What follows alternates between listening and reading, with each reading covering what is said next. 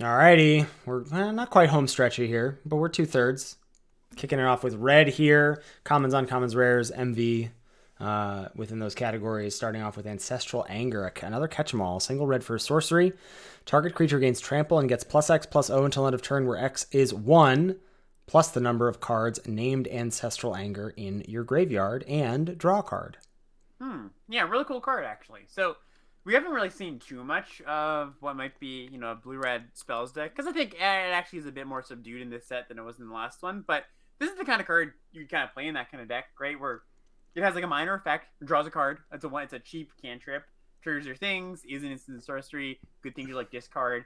I think that's the main purpose for this card. Like, if you collected all of them, and let's say you have 4 of them, and one of them gives, +4 and you draw a card, it's still pretty situational. The sorcery definitely. Yeah, hurts sorcery is weird because you have to sort of like pick your Yeah. spots. It kind of feels a lot more like what was that card? War Leader's Fury, the like cantripping, it gives trample or give first strike or similar cards like that, where it was like 1 mana red cantrip that did a little combat thing essentially. So I don't actually know if this is truly a collect them all.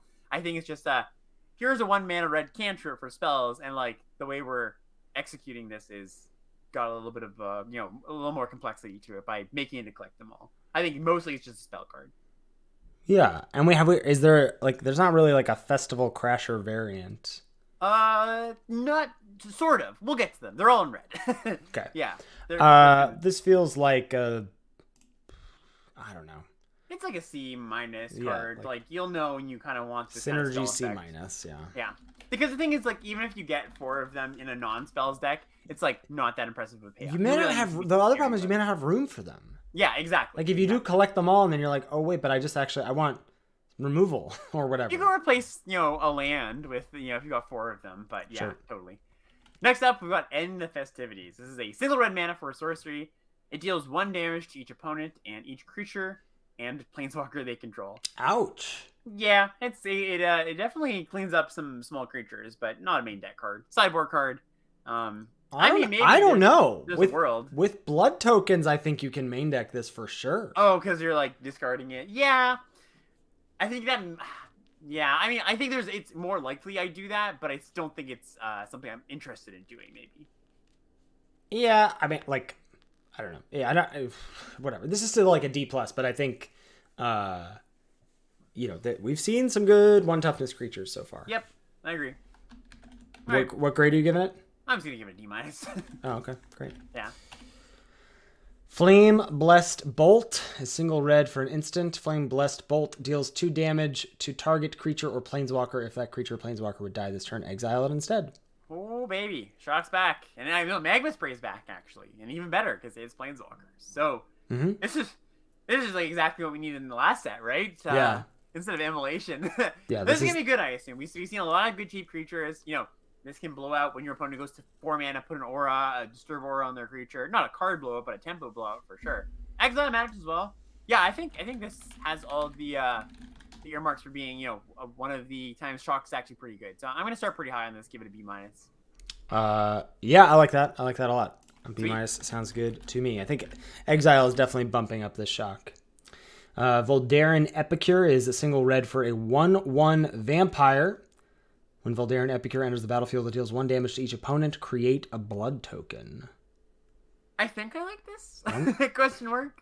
Like, it's about as nothing of a card to tack a blood token on. It really tests like how much do we like blood tokens. Yeah, and I think enough that I'm definitely willing to like put these in my early, my first week decks and try it out because it definitely has the potential. It's a 1 mana card that generates an additional resource, right? Forget about the the damage, which is it's not nothing, but I actually think this is a nice little role player. I'm willing to give this a C.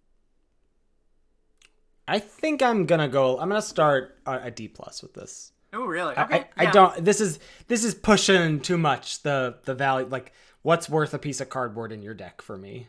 I've got a lot of faith in making an additional resource, honestly. So yeah. Yeah.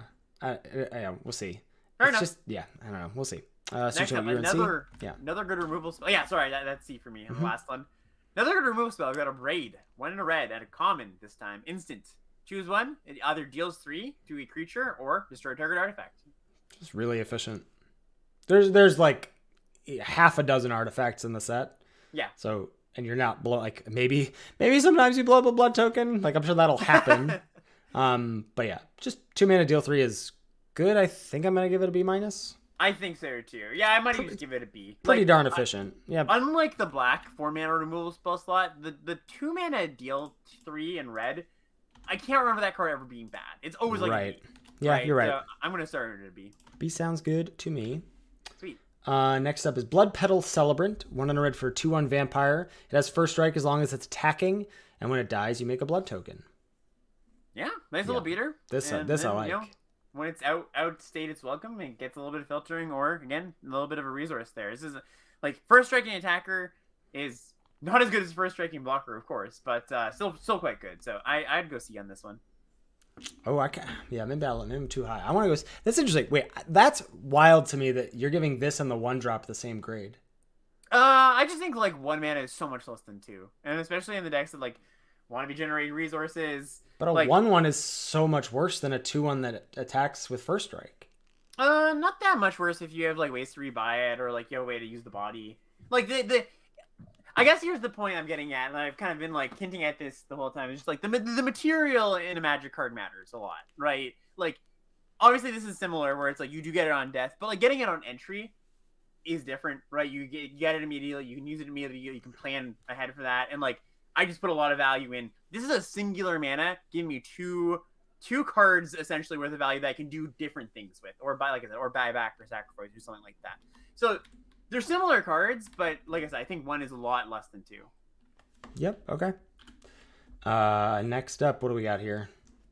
We got Hungry Ridgewolf. Definitely a card that would be at home in the last set. There's so many cards in this that are like wolf-related cards we're going to get too soon that are just like, why wasn't this just in the last set? So this is 2 mana for a 2/2 wolf. As long as you control a wolf or a werewolf, the Ridgewolf gets +1/+0 and trample. Yeah. Yeah. So I guess only playing it in red-green, probably. Probably, yeah. And it's like a 3/2 trample at that point, which is, a fine card for 2 mana. Yeah. So C. Yeah, just a fine C, I think. You'll be fine with it.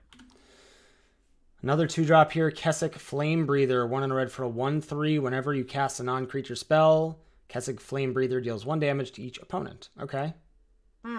Yeah, it's kind of interesting. So, Thermal Alchemist, this is not. No. Not where did we just see this? We saw Reckless. Oh, no. It was in AFR. But it was the dice rolling one. But yeah. Right. The dice rolling one, which was, oh man, yeah, definitely, similar to the Feywild Trickster comparison. This is better, I think. Right. Yeah. Where it's gonna land is pretty contextual. I think I don't love it. I think it's 2 mana 1/3s are just not. It's good. Definitely worse than Festival Crasher, right? Like, oh my god. Yeah. Yeah. I think I'm I'm gonna gonna go start this like C minus. Yeah, C minus probably. I could see it even being a little bit lower. Mm-hmm. It's just wild how much different this card is than Crasher, right? Crasher just like, oh sorry, not Crasher. Well, Crasher too, but Alchemist is what I meant to say. Thermal Alchemist always dealing that damage is just so good. Yep. Yeah, Firebrain Archer is actually a decent comparison. But Firebrain Archer was a much better body. Yeah. Yeah. All right, next up we've got Reckless Impulse. This is 1 red for a sorcery. Exile the top 2 cards of your library until the end of your next turn. You may play those cards. 2 mana Divination. Yeah, you have to use right away. This is essentially, I mean, it's pretty close to like a Tormenting Voice.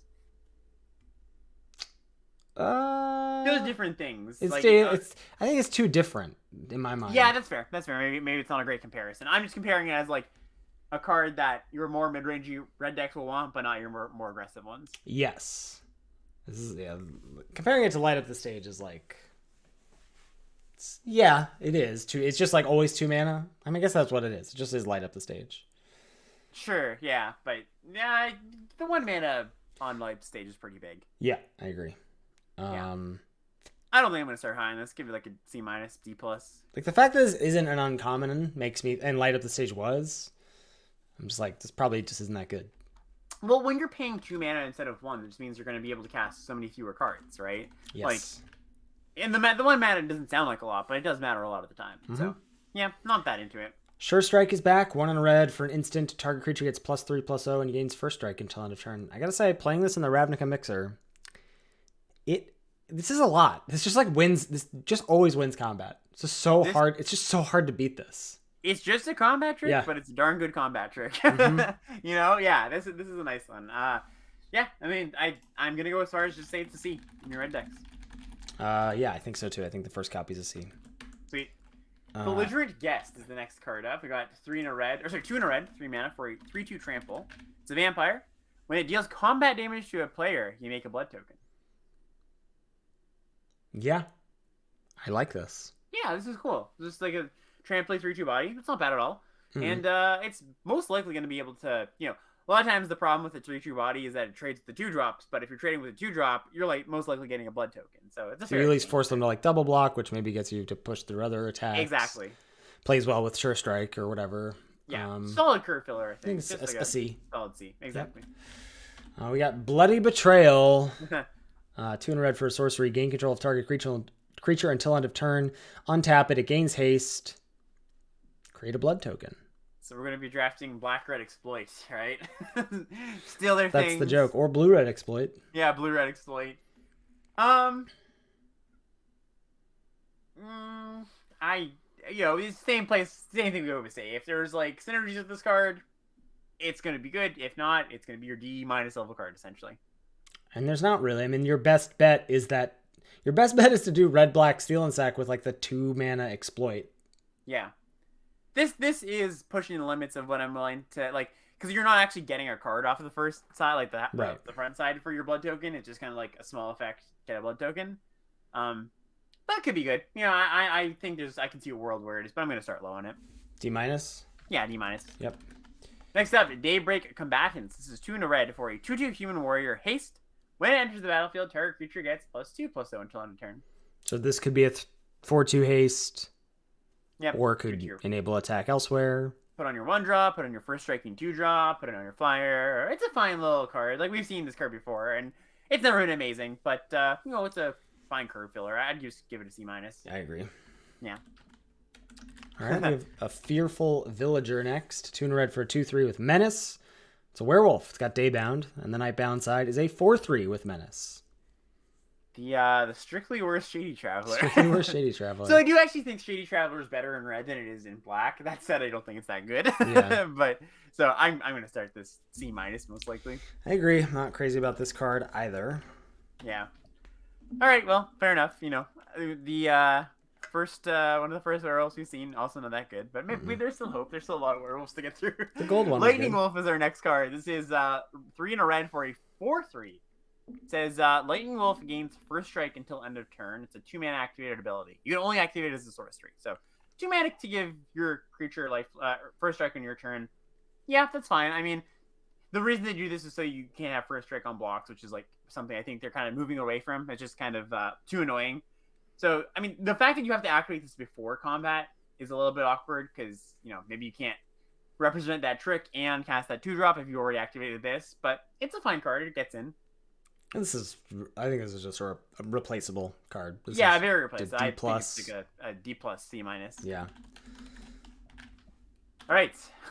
Well, how about this werewolf, Ethan? Yeah, Weary Prisoner. 3 in red for a 2/6 with Defender. And has Daybound. On the Nightbound side is a 6/6 that attacks each turn if able. Well, so I actually kind of found some spots for Tavern Ruffian at the end of the format where I was like, blue-red, and I was leaving up a lot of mana, and it was like, okay, just like Obsessive Astronomer 2, pass on 3, yeah, play a 6/5 on 4. Exactly. That was very easy to do. Yeah, something like that. Or like I just had leaving up a lot of mana, so I'm fine just like playing a big blocker and then passing the turn and then it flips or something like that. So like basically this is where that I can see this card filling that same role. I think it's better than Ruffian in that role. It's just very strange to me that they had like a very, very similar card, like. But nothing. What starts the day-night cycle? That we don't have the non-werewolf stuff that starts day-night in this set, do we? Oh, that's a good point. I actually hadn't thought about that. Yeah, there's this is astronomer or so no firmament sage, no nothing that like no sunrise cavalier. So I think this is gonna be way worse than that. And even Tavern Ruffian was like very situational. Yeah, you were like, I found the one deck for it. Yeah. All right, D. Yeah, I'm Oh, D sounds fine. Sure. If you, like, as you said, you have to evaluate, I think even more so in this set, you have to evaluate the front side. Do you want to form in a 2/6 defender? Never. Real bad. No. Okay. All right, next up we've got Falconwrath Celebrants. This is 4 in a red for a 4/4 vampire. It's got Menace, and when it enters the battlefield, you make 2 blood tokens. Yeah. Yeah. So 4/4 Menace for 5 is passable, but unexciting. Mm-hmm. You know, but 2 blood tokens? That's a lot. Yeah, that's a lot for the decks that want that. It's still, I mean, I think it's just your fine 5-drop. I don't think you're gonna want. Yeah. I think it's like maybe a cut above. I think I'm gonna give it a C-. Yeah, I give it a C- as well. Okay.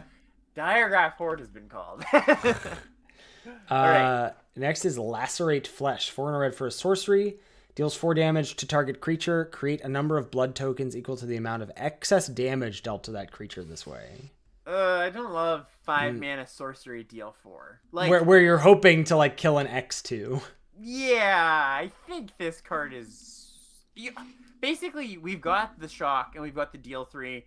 I don't really think I'm gonna want to. Yeah, this is like the card you play when you need a removal spell, but I'm pretty out, and this is gonna give this one a D. Yeah, I think D is right here. All right. Last common here. Pyre Spawn. 4 red for a 6/4. When it dies, it deals 3 to anything. It's interesting that we're gonna have this and Magma Pummeler back to back. Yeah, so this is whatever. Yeah. So your big 6-drop that you would likely not want to play. it's another D, I think. Yeah. It's just too expensive. Like if you're paying this much mana for stuff, folks, it just has to be way more impactful. And it's not saying that these cards are unplayable. It's just saying that like you don't have to prioritize them ever. You're never going to be like, dang, if I only could have picked up that Pyre Spawn in the draft, my deck would be nuts. Yeah, sometimes you're like, oh, I could use a beefy card. Like, I've got a lot of cheap interaction. Yeah. I just want something that's like, sizable. Yeah, exactly. All right. First uncommon here, Magma Pummeler. X red for a 0/0 elemental. It ETBs with X +1/+1 counters on it. And if damage would be dealt to it while it has a +1/+1 counter on it, prevent that damage and remove that many +1/+1 counters from it. When 1 or more counters are removed from Magma Pummeler this way, it deals that much damage to any target. So it's a really annoying card for an aggro deck to fight through because it blocks well and then pings their small thing. But ultimately it's pretty inefficient. Like 5 mana 3. I mean, it's not really fair to call it a 5 mana 3/3 because it's more than that. Like you can't just vanilla test this thing. I don't think that's the way to go about this card. I guess the way I would put it is it's going to be very, very annoying against some decks, and then some decks just are really not going to care that you spent 4 mana on a 2/2. Yeah. So here's the thing. Like Ben was obsessed with this card. Oh really? He loved this card in our Greater Garbage segment, and I don't see it. No, I don't. It looks like a Pitchburn Devils. Who cares about Pitchburn Devils? Probably worse too. Yeah, I think this card is not. It's going to be situationally like in certain game states. Wow, that card came down and wow, it's really good. But I think it's mostly just like a C- D+. Yeah. Yeah. Thank you. Okay, that makes me feel a little better. This is just better Pitchburn Devils. I don't think so. Like it is right because it's slightly different, but I think on average it's better. Yeah. And Pitchburn Devils is fine, but unexciting. All right. Next up, Runebound Wolf. 2 mana for a 2/2 wolf. 4, 3 in a red, tap. Runebound Wolf deals damage equal to the number of wolves and werewolves you control to target opponent. Yeah. I mean, whatever. 2 mana 2/2 with very minor situational upside. And what's 2 mana 2/2 with when the board stalls out, my 2/2 does something, essentially, right? Yeah, that's a C-. Yeah. I'm gonna give it a C. I give it a C. It's like fills a role. Sanguine Statuette. 1 in a red for an artifact. When it ETBs, make a blood token. And whenever you sacrifice a blood token, you may have Sanguine Statuette become a 3/3 vampire artifact creature with haste until end of turn. Well, riddle form, this is not. No. But I think it's okay. Like if you're in a deck with enough blood tokens, this can be like pretty reliably just like a 3/3. Like especially if you have things that sacrifice blood tokens without having to pay the mana, right? We're gonna like have it's essentially like a 3/3 that wakes up sometimes and attacks after you sacrifice a blood token to your 4/4 that gets +2/+2. You know, I don't think it's great, but yeah, I was gonna say I appreciate your optimism, but I'm out on this card. Oh, you're like totally out I'm on just this card? totally out. I think you can. I think it's like passable in some. I'm just gonna give this one a C. Yeah, I'm gonna go D+. All right, yeah, that's fair. I could be just like too optimistic about this one. Yeah, red has not felt particularly strong outside the removal spells. You know, Right, a braid and bolt, and then the rest is just well, like. and here we get to a pretty good card actually. Yeah, this card's great, but it's an uncommon. Like, yeah, Voltaic Visionary, 1 in a red for a 3/1, and it says tap. It deals 2 damage to you. Exile the top card of your library. You may play that card this turn. Activate only as a sorcery. When you play a card exiled by the Visionary, you transform it. Transforms into a 4/3 can't block. okay. That's a good card. Yeah, that's a very good aggressive card. Yeah, 3 when the beats down, then when it can't, you go, okay, well, or maybe you want to hit your land drop. Maybe it's you draw in the late game and you draw a card off of it, and then it turns into a reasonable beater. It can't block, but that's usually okay. B-? That's a little high. I think I'd give it a C+. Just C+? All right. Yeah. I'm down with C+. Sweet. Next is Blood Hypnotist, 2 in red for a 3/3 vampire, can't block. Whenever you sacrifice 1 or more blood tokens, target creature can't block this turn. This ability triggers only once each turn. Yeah, this is powerful.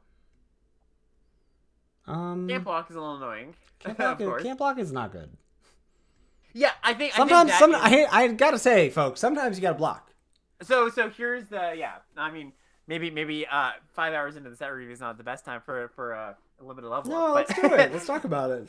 So basically, like, a lot of people look at these aggressive cards, and like, I am 100% a proponent of aggressive cards that hurt you a little bit for some good upside. But can't block is like one of the more punishing things for even on aggressive cards. Like, look at Vampire Interloper, right? Like, I just feel like there were so many times that card was embarrassing, because the thing is, even when you're an aggressive deck, you're gonna face aggressive decks sometimes. Like, you just gotta block some percentage of the time, and actually never being able to is a really big downside. This is another card. This is good in my aggressive deck. Like, sometimes it's not. Sometimes it's still a liability. This is another card that needs to make a blood token. Yeah, it would be nice if this could make a blood token. I don't think that would be so busted either. Like, I think that would be bad. I don't know. This card, C-. I'm not. It is powerful. Like, just being able to deal like, each turn, like, that thing can't block. And it has like pseudo threat of activation or whatever, because you don't have, like, they have to leave back creatures anticipating. Like, right. So I think it's just like the can't block is annoying, but the 3/3 and the upside evens out to about a C for me. C? All right, I'm fine with C. Cool. Honeymoon Hearse is our next one. It's a vehicle. It's a 2 in a red, 3 mana, trampoline 5/5 vehicle. And no crew cost, but to turn it on, you tap 2 untapped creatures you control. So it has a crew cost of 2 creatures. Yeah. So I'm into this card if your deck is low curve and you're tapping like a 1-drop or a 2-drop, maybe 2 2-drops to turn this on. A lot less into this if you're tapping like your 4-drop and a 1-drop or a 2-drop or something, I mean, this effectively says crew 3+. Yeah, crew 3-ish, right? Which is a lot. Right. I think this is a good card. Like, it pushes a lot of damage and it's pretty large if your curve is really low. You've got a lot of 1s and 2s. But the more things you have up the curve, the less I'm into it. Yeah, I guess I'm into taking your bad little epicure if I've got this. But I don't know. Crew 3. What do you rate this? It's like, if you have the deck for it, where you do have a lot of low curve stuff, I think it's a C+. Like, it bashes for a lot. But like, my question is, this isn't worth like building around, right? It's not that it's not powerful enough. Like, you're like, so what is that deck? Just a low curve aggro deck. Yeah, essentially. Okay. So, like, Synergy C+. Yeah, Synergy C+. All right. Next is Markov Retribution. 2 in a red for sorcery. Choose 1 or both. Creatures you control get +1/+0 until end of turn. Target vampire you control deals damage equal to its power to another target creature. Well, I can say one nice thing about this card. It's better than Open the Omen Paths, Like, it's a very similar looking card, but it is better than that card. Overall, it's a pretty weird card. It's like a weird fight spell / pump spell, maybe it's actually not that bad. I think in a vampire deck, this is just great. Yeah, maybe I'm underselling it a little bit. I actually read the last part as a fight at first. Oh, yeah, no. Yeah, the deals damage makes it a lot better. Okay, yeah, so if you're in a vampire deck and you have got, like, 10, 11 vampires, this card's actually just... So this is synergy B-. Yeah, I think synergy B-, and then really bad after. Yes, for sure. Yeah. Really bad in any other deck. Yeah. Alright, next up we've got Rending Flame. 2 red. Instant. Rending Flame deals 5 damage to target creature or planeswalker. If that permanent is a spirit, the Rending Flame deals 2 damage to that permanent's controller. Just want to take a pause here because people saying like, but it's sorcery speed. That's like probably a boon for that last card. Because like you often want to fire off your fight or bite spells when your opponent is tapped out. It's a boon for how people will use it, you know? Yeah, it's like you can't screw up. You can't go, I'll pass. It's an instant. Like, yeah. You just have to do it. Yeah. Okay, so this card is just good. This is nothing. Yeah, not much to say. 3 mana, deal 5 is good. Yeah, and sometimes you hit them in the face as well. So this is it's a beetle removal spell. B for sure. Yeah. Sweet. Look at us flying through. This always happens. I love to see it. Yeah. Vampire's Vengeance. 2 red for instant. Deals 2 damage to each non-vampire creature. Create a blood token. That's pretty powerful. I mean, that's instant speed pyroclasm for the non-vampires. It could just be that, like, it doesn't hit enough, right? And it's just like, I'm sweeping one of their creatures. I mean, killing one of their creatures and making a blood token ain't so bad. I'll say again, this plays, like, all these situational cards play better with blood tokens. Yeah. You put this in your deck and you're just like, this isn't actually a good matchup or a good spot for this. Cool. This is a great card to pitch to my blood token. I like it. Yeah, I'm into this one. It's got enough things going. It's an instant. It is like a one-sided wrath, like you said, the blood token. It makes a blood token, but then you can pitch it to the other blood tokens when it's bad. Okay, what do you want to give it? I mean, you're not playing it in a non-vampire deck, right? Yeah, well, blue-red spells deck, you could. You could. Yeah, load up on those 2 mana 1/3s and then play this. Yeah, exactly. I think I'm ideally only playing this in red-black because of 1, being vampires, and 2, then that's where I'm gonna have the most blood tokens to pitch it situationally. Fair. So then I'd say synergy B, because like it's your synergy B-. I don't know. I think I'm into that. I think it's good. Next up, we got Alluring Suitor. 2 in a red for a 2/3 vampire. It says, whenever you attack with exactly 2 creatures, transform Alluring Suitor. Okay. Backside, Deadly Dancer. 3/3 trample. When this creature transforms into Deadly Dancer, you add red. Until the end of turn, you don't lose best mana as steps and phases end. Has an activated ability, red. The Dancer and another target creature get +1/+0. This card is great. Yeah, this is cool. So often what's gonna happen is you play this. You play a 2. You play the suitor. They attack. The suitor transforms into a 3/3 here, and even if they have a blocker that can get put in front of your 2/2, you can pump it in. The 2/2, your 2 mana card trades with whatever their blocker. Now you have a 3/3 that can also throw around some pumps as the game goes on. I just want to give this like a solid B. Yeah, I'm a little lower. Just like I think it's just like it's good. I give it a B-, but yeah, I like this card. Next up, we've got Into the Night. 3 in a red. Stop making night happen. 3 in a red sorcery. It becomes night. Discard any number of cards, then draw that many cards +1. Why isn't this just an instant? Can't you just throw the werewolf 1 bone and make this an instant? Throw the werewolf a bone? Yeah, there we go. All right. Unintentional, but yeah, I think I'm just out. I think this is an F. Yeah, I think so too. Okay. Not into it. All right, next up, a Ballista Watcher. 2 red for a werewolf, human werewolf soldier. It's a 4/3. It says 2 in a red, tap. Ballista Watcher deals 1 damage to any target. Daybound. The backside, it just it's a 5/5. Has that same tap. It's not a tap ability on this side. So it's a 2 in a red. You can activate that as many times as you want. It deals 1 damage to any target, and a creature dealt damage this way can't block. So 4 mana 4/3 on the front side that has an expensive ping ability, and a 5/5 that has a same cost, but you can do it multiple times. We didn't see any death touch granting stuff, did we? Don't believe so. No. Yeah. Still good, I think. Yeah, I think I don't know, because the front side is like a 4/3 for 4, which isn't the worst, and then the activated ability is okay. Like, this is one that I'm just evaluating on the front side again. Well, yeah. And maybe the front side's okay. But, like, yeah, I don't know.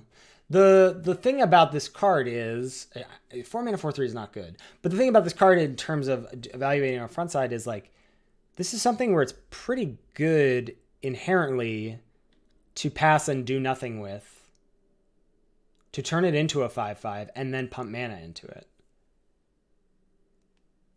I guess, yeah. I mean, sometimes the 1 damage is gonna matter. It's like things line up well. Or if you, I mean, 2 activations to pick off an X2. Yeah. That's Not that true, that's like the true. best thing to do on turn 6 or whatever, but then you also have a 5/5. My gut says I don't like this, but I could be convinced otherwise. I'm gonna start this as a C-, but I can be convinced otherwise.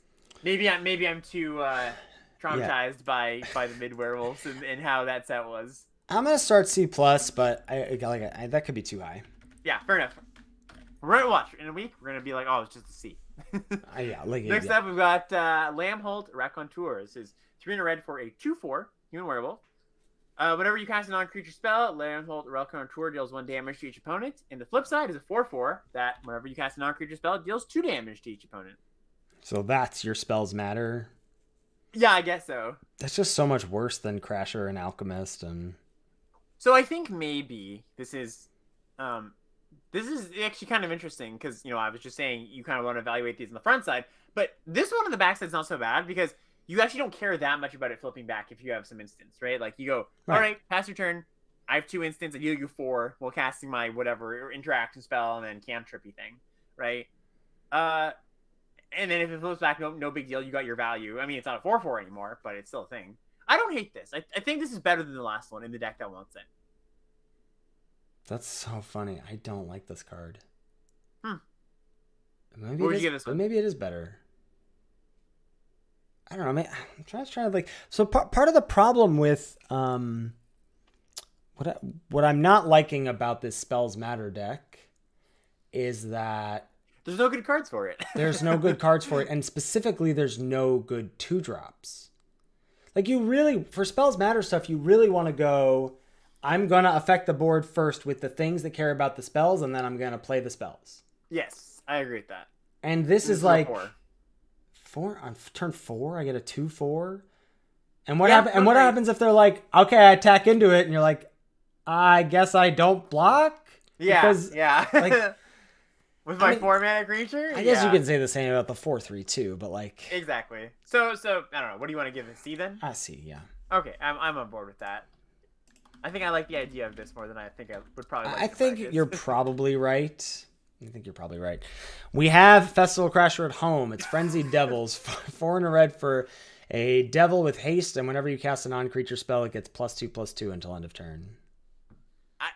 Hands up if you like yourself a 5-mana 3/3 haste 3. I sure don't. Where do I sign? Where do I sign? This, yeah, I'm just not into it. So, like, I don't even think we've seen a trample trick. Maybe we have, and I'm forgetting about it. But I think that, like, this... Yeah, the sorcery, the catch-em-all. Oh, sure. Yeah, that's a good point. That's actually a nice... That's pretty dumb with this. Yeah, that is pretty dumb with that. So maybe. But this card is just pretty dumb, like in a very bad way. Think, like, you go, okay, 5-mana 3/3 haste, and then I untap. 5-mana 3/3 haste, no attacks.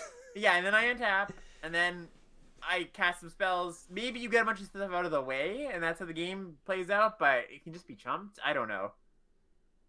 Unlike, like exactly what you're saying. Unlike Festival Crasher, this doesn't like come down early and then you cast your spells. This comes down late and then maybe you cast some spells. You've already cast your spells. Yeah, I don't know. This is a D. I hate this. I'm gonna give this a D as well. This card's not good. Man, red is bad. Yeah, I don't wanna call it too early, but we haven't been impressed. I will say we have not been impressed with a lot of the red cards as well.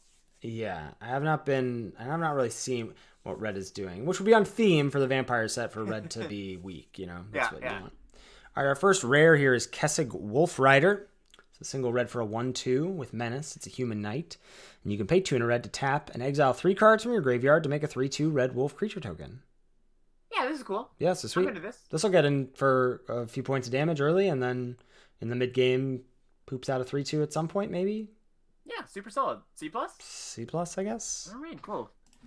Next one is Cemetery Gatekeeper. So this is the red one in the Exile Something from a Grave cycle. It's a mythic, 1 red for a 2/1 first strike. When it enters the battlefield, exile a card from a graveyard. Whenever a player plays a land or casts a spell, if it shares a card type with the exiled card, the Gatekeeper deals 2 damage to that player. So, man, if you can like Evolving Wilds into this card on turn 2, wow, your opponent's in for a world of pain if they get. Oh my god, just build your own Dingus Egg. Yeah, it's a Anka Misha, or I guess it's a similar card. But yeah, I mean, you could also hit creature, which is also pretty painful. Like, this isn't the most resilient card in the world. They kill it, and then you don't really get value. But just a 2-mana 2/1 first strike, and if they can't kill it, they're pretty restricted in what they're doing.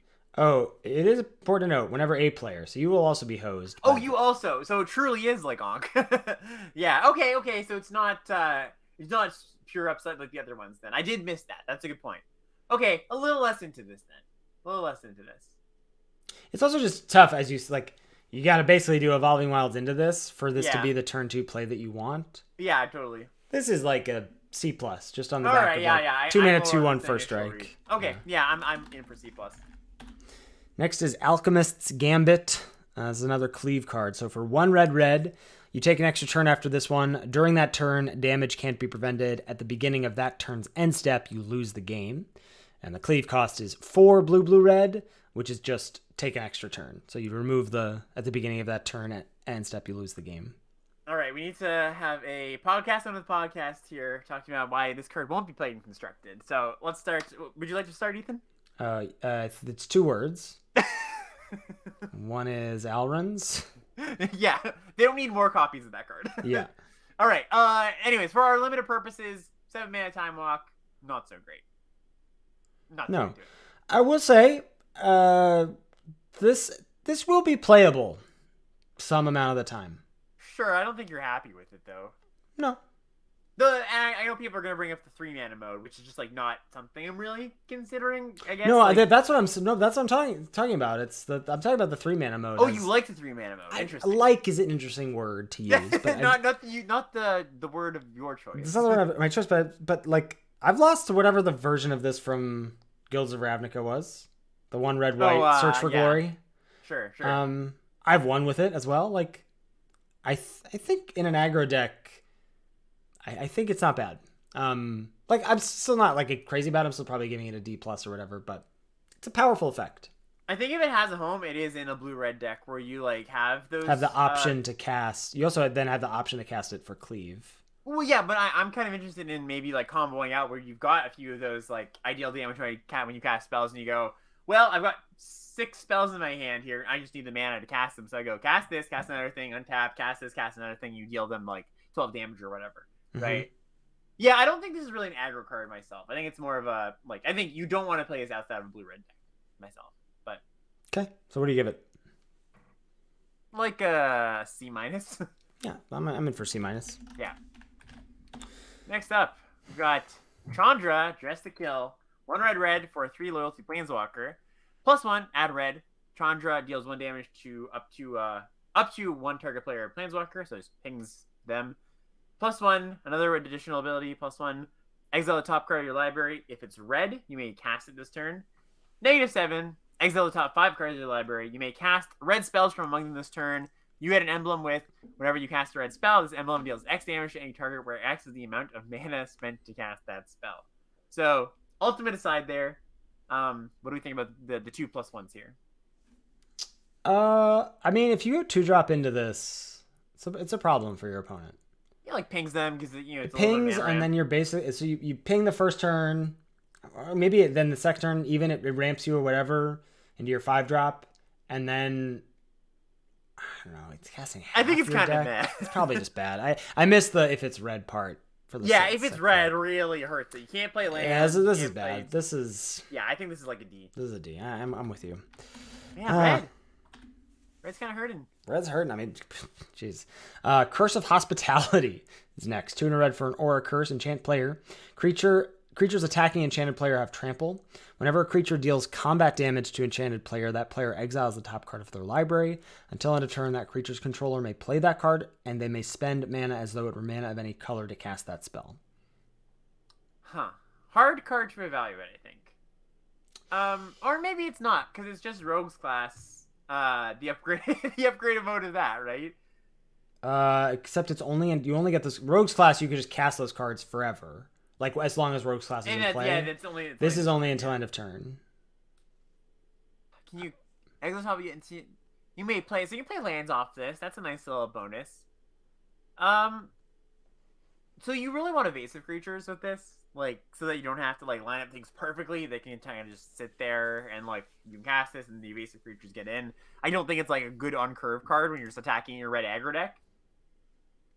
That being said, is this a good thing to do? It's okay. It's gonna draw you cards. It's gonna get your lands. I'm pretty out on this. I'm pretty out too. Yeah. I don't think I'm ever putting in this in a deck. I'm just gonna give it an F. I'm gonna give it a C minus. I have C minus. Alex, you are never casting this in the entire. How much money do you want to bet? We're getting to the yelling that you think it's a good idea. You are ridiculous. How dare you? C minus, he said. I'm gonna have a sliver of. Well, I don't know what your grades mean anymore. You're giving a one. You give a 1-mana 1/1 a C. You're giving this a C minus. Cats and dogs living together. My grading. I think it's a fine card. I give it a C. I think it's unplayable. Exactly. I give it a C. Every set review, you gotta have one of those. Fine card, C. Awful card, C. It's a C. C minus. Right. My goodness. What's up next? All right. Up next is Dominating Vampire. 1 red for a 3/3 vampire. When it ETBs, gain control of target creature with mana value less than or equal to the number of vampires you control until end of turn. Untap that creature. It gains haste until end of turn. Little Zealous Conscripts callback. Yeah. We have Zealous Conscripts at home. Yeah, it's definitely Zealous Conscripts up in the up in the old Dracula's castle here. I think it's good. Like it's worse than Conscripts, I believe. Oh yeah. But like it not having haste itself is not so great, and not being able to take just anything. Like you can't just take their giant green dummy for sure. But the buyout of it's a 3-mana 3/3, add something. Conscripts, if I were to give a grade to Conscripts, it'd be like an A minus or a B. B plus or something. I think this is probably more in the B minus territory. I mean, it's like it's gotta be built around, right? In a vampire deck. It's only good in a vampire deck. This doesn't have haste. The comparison to Conscripts is Conscript stole any permanent. Yeah. This is. Oh no! Hold on. Let's just be clear, chat. The base is not a 3/3 haste for 3. This can only target itself if you have 2 other vampires. This is not. I think this is a build around. I don't know. B minus. B minus maybe. I don't even think this. If you have 3 vampires and you still do 3 drop, like that's pretty powerful. I guess, but you can't attack with this. Yeah, that's true. I don't know. This doesn't seem that. Maybe it just works. Maybe I don't think this is even that good. Yeah, maybe it's just a C plus then. Yeah, I think it's just a C plus. All right, I'm into it. Change of Fortune is next. 3 in a red for a sorcery. Discard your hand, then draw a card for each card you've discarded this turn. What? All right. The joke, of course, is you sack all your blood tokens and you cast this, right? Sack all your. So then you. Yes, of course. Yeah.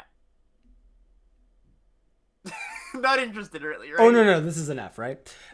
Oh heavens, no!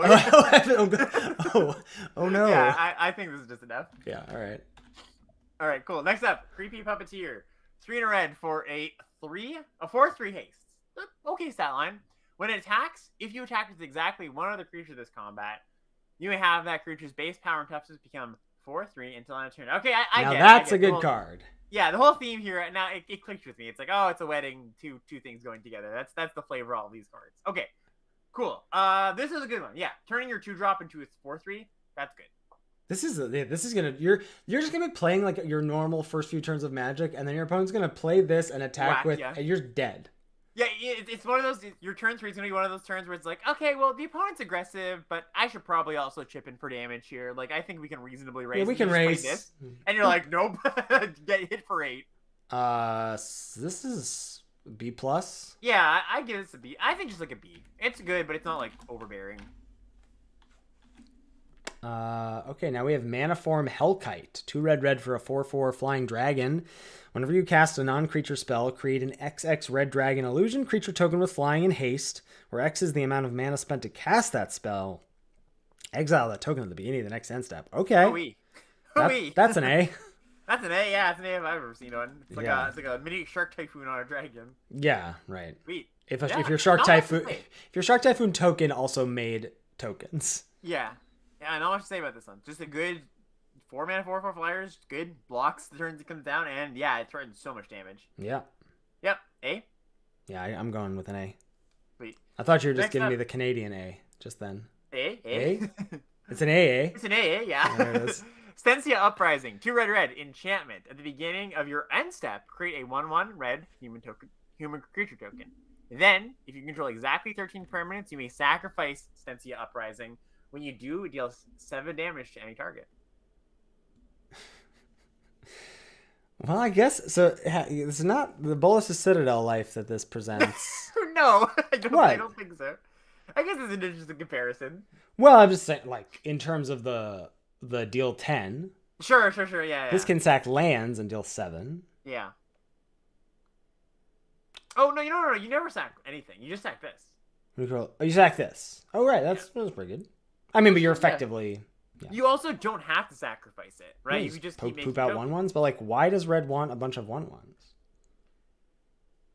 to attack with. to attack with? Sure. I think this is pretty decent. Sure. I'm a 4 mana 1/1 factory is fine, Yeah, and then like just 7 them. and threatens to Some point. 7 them at some point. Maybe it's not as easy to get exactly 13 permanents as I'm thinking. Oh yeah, exactly. At Yeah. your end step. Yeah. Yeah, it's a kind of funny card. I think I'm gonna give it like a C plus. I just feel think bad it's for probably red. a I little want to bit give harder. this like a B minus or a B. I feel bad that it just has a bunch of garbage cards. Yeah, I think it's probably a little bit harder to get to exactly 13 than it might be. It's probably not. It's not that hard. You're like, oh, it's fine. I mean, attack 13 look, for every day. someone like you who can't figure out Coven on a reliable basis. Yeah, that's true. That's then true. counting to 13 may be difficult, but I'll be like, oh, look, if we attack here in Trump attack, we'll have exactly 13 chat. just so many people roping counting to 13. Like, just like, oh, let me triple check. 1, 2, 3, 4, 5. Oh, I was off by 4? How How did that happen? did All right. Next up, we've got Ill-Tempered Loner. 2 red for a 3/3 human werewolf.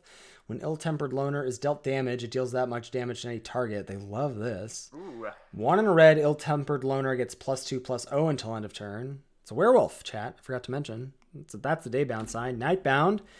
It's Howlpack Avenger, a 4/4. Whenever a permanent you control is dealt damage, Howlpack Avenger deals that much damage to any target. And you can still do the 1 in a red, +2/+0 until end of turn. It was a good card. This is a nice one. Boros Reckoner, Spightmare-esque card Yeah. on the front side, which is, a pretty powerful effect if you haven't played with it before. Just makes blocking and attacking kind of a nightmare. And, yeah, the backside's really nice, right? If you ever get to the backside, your creatures are essentially unblockable.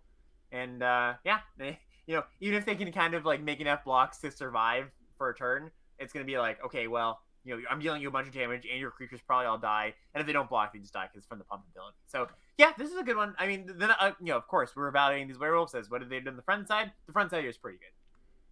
Yeah, I'd say front side's a B. Yeah, I'm for B. I'd probably give it a B plus overall. B plus, you know what? Cool. I'm feeling generous. Let's do it. Sweet. Red needs a little bit of love, Yeah. Well, here's a little bit of love. So, we got Voldaren Arsonist. This is 3 red for a 4/4 Hasty Menace. That's already good. Whenever it attacks, it deals 1 damage to up to 1 creature, up to 1 target player, and up to 1 target, or up to 1 target planeswalker. Okay, so ping something on attacks. The backside is Dire Strain Anarchist. It's a 5/5 Hasty Menace. When it attacks, it deals 2 damage of up to 1 target creature, 1 target player, and or 1 target planeswalker. So the backside attack deals 1 to the face, 1 to a creature. The front side, that's the front side. The backside is 2 to the face, 2 to a creature.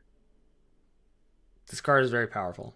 Yep, good card. This is an A minus. Yeah, I think even if you're just on the front side, like it's gonna be 5 mana, 4/4 menace haste. Period. That is very good. Boom. It's really hard to deal with. All right, what's the last card here? Last red card here is Olivia's Attendants. 4 red for a 6/6 vampire with menace. When it deals damage, create that many blood tokens, and it has an activated ability of 2 and a red to deal 1 damage to any target. 6/6 Madness is large. 6/6 Madness is big. That's very large. And it's I got mean, that pain when this ability. deals this attacks, and you just get 6 blood tokens, like That's a lot of blood tokens. holy cow! It's also expensive. It's also like I'm negative attacks, but I think it's still a B. Yeah, I'll give it a B. Little tax there for being 6 mana, but yeah. Exactly. All right. Sad. That's red.